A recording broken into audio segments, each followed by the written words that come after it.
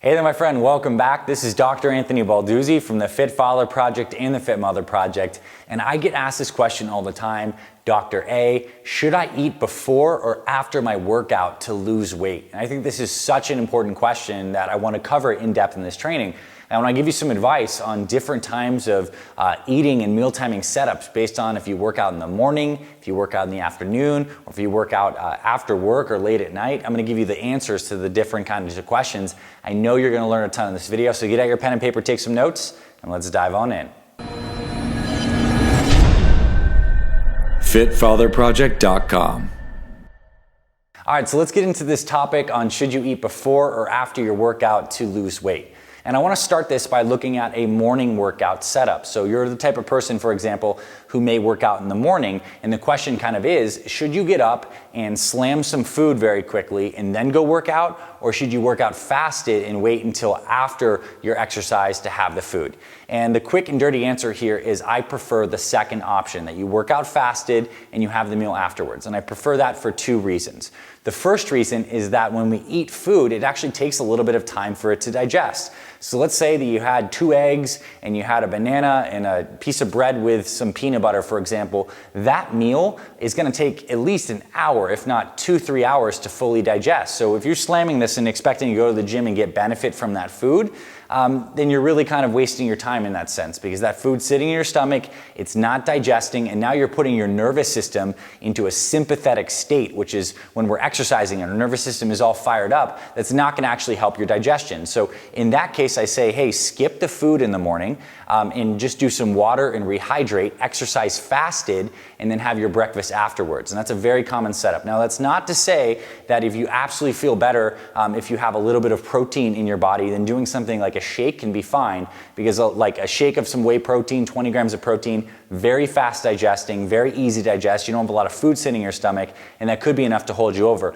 Me personally, I would just fast through my workout, because there is some fat burning benefits to fasted exercise and to intermittent fasting in general. And if we can extend that fast that you've been doing overnight through your workout, there are some benefits. Although the research does show that although fasted exercise in the short term does burn a little more fat, over the long term, the main determinant of your fat loss is not whether or not you're doing fasted exercise, it's your total calories, your total macronutrient intake. So you can lose just as much fat having breakfast versus exercising fasted. But I think from a digestive stress standpoint, it's just simpler to have some water. If you want to have a little coffee, that can be great before your workout as a pre-workout, or a little protein shake. For me personally, it would just be water, some green tea, maybe some black coffee, then I would get into the gym. Now, this is an important point that will apply to when we talk about the lunch and dinner scenarios. Your body is acutely sensitive to nutrients after you exercise. So something really amazing happens to your fat cells and your muscle cells after you do strength training in particular. These receptors, called these GLUT4 receptors, that actually help your cells suck up carbohydrates, they get expressed and they come in greater numbers to the surface of your muscle cells, and on your fat cells, they go under the surface. So what this means, practically speaking, without the science, is that your muscle cells are primed to soak up carbohydrates, and your fat cells are actually a little resistant to it. So that's one reason why actually eating after exercising, having more of your calories post-workout, is always a good idea. So this applies whether you have a morning workout, like a lunchtime workout, or a dinner time workout. I always prefer that you have your bigger meal after training, because again, your body's more nutrient sensitive and the calories you eat are going to be partitioned and driven more into the muscle cells to replenish glycogen to kickstart the recovery than necessarily being stored in fat cells. Now, total calories still matter. I'm not saying you have a free pass post-workout to just pig out on food, but I think there is an edge to having more calories post-workout. Plus, you don't have to worry about the digestive stress. So let's look at another example.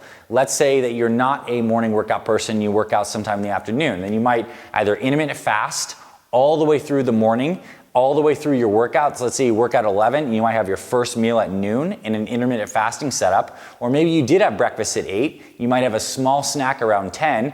You exercise around 11:30. So that small snack might be a protein shake, a piece of fruit, very easy to digest foods.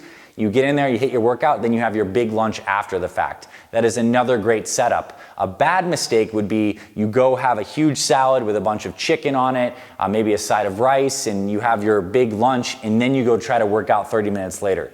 That food's sitting in your stomach, there's gonna be some digestive stress, it's not actually helping you in your workout, and it just would be so much better if you just worked out first and ate second. So that applies to the lunchtime setup. And I think the dinner time setup is very similar. There's a couple ways to do this. So let's say you work out and you're part of that 5 p.m. crew, for example, that you get off work, everyone heads to the gym. What I would personally do, let's say you had breakfast at 8, lunch at noon, I would do a small snack, something like protein and a little bit of fruit or some healthy fats around 3, work out at 5, have dinner at 6:30. So a small snack, something that's easy to digest, is fine before your workout. 1 hour, 90 minutes might be ideal.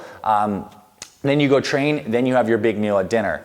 If you are absolutely a person that you say, Dr. A, the only time I can work out is late at night after dinner, that still is okay. So if that's the case, let's say you have dinner around 6:37, give yourself an hour and a half to digest and then go train and then have a protein shake and then go to bed.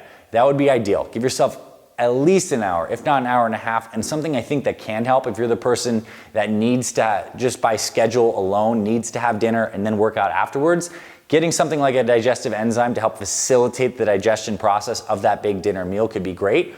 Or just eat a little lighter during that dinner meal and then have a second dinner after you train. So like dinner part 1, train, dinner part 2 can be great as well. And something is another kind of teaching point here in this video, it is very related, is to also understand some things about food combinations.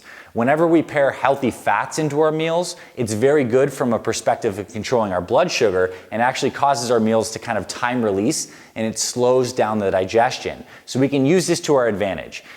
For example, let's say we do work out in the evening. If we add some healthy fats in our lunch, that's going to be good because it keeps that meal time releasing, keeps the blood sugar levels stable, and keeps our hunger at bay. But that's a mistake if you have a bunch of healthy fats with a meal right before you work out because it slows down the digestion. And again, this is situational. It's based on the foods you're eating, your digestive tract, but I think it's a good rule of thumb is if you're eating very close to a workout, use easy to digest foods, keep the healthy fats on the lower end, and I think good things are like shakes are great because not a lot of digestive stress from just slamming a shake, right? So a protein shake, a little bit of fruit. I would leave something heavy like a steak, for example, would not be a good thing to eat an hour before your training session, but it could be okay, for example, later in the night if that's something that you have in your diet. So I hope you found this helpful. To kind of sum this up with a nice button on it, if you work out in the morning, my personal preference is that you rehydrate. If you absolutely need something in your stomach, make it a shake. Get into the gym, have breakfast after the fact, or you can even continue fasting until later in the day. If you work out in the afternoon, have lunch after the fact. You can have a small snack 90 minutes before as long as it's easy to digest, and you will be the judge of what that is. If you feel like there's a rock sitting in your stomach while you're working out and you're feeling tired, you probably ate too much ahead of time. If you work out around that 5 p.m. time, have a small snack around 3, train, and then have dinner. And if you work out after dinner, give yourself at least 60 to 90 minutes. Use some digestive enzymes to facilitate the digestion process, then train, then have a protein shake to end your day, or you can even have a second dinner if that doesn't affect your sleep. So there are lots of different variables on the table here. I think the important thing is to understand that it's almost always best to have your bigger meals after training from that nutrient partitioning standpoint and from a digestive stress standpoint. Don't want you loaded up on food and then going to do burpees. You can imagine how that's going to end. So I hope you found this valuable, my friend. If you're not subscribed to our Fit Father Project and Fit Mother Project YouTube channels, what the heck are you doing? We literally have 500 plus videos across the channel covering these important topics like questions on nutrition, exact meal plans, workouts, form guides, how to get and stay motivated, how to keep your family healthy with you. This is what we stand for here at the Fit Father Project and the Fit Mother Project, so we're happy you're here. Hit that subscribe button if you want more videos like this and to access our entire channel. Give us a thumbs up if you found this valuable and drop us a comment below. We'd love to hear from you.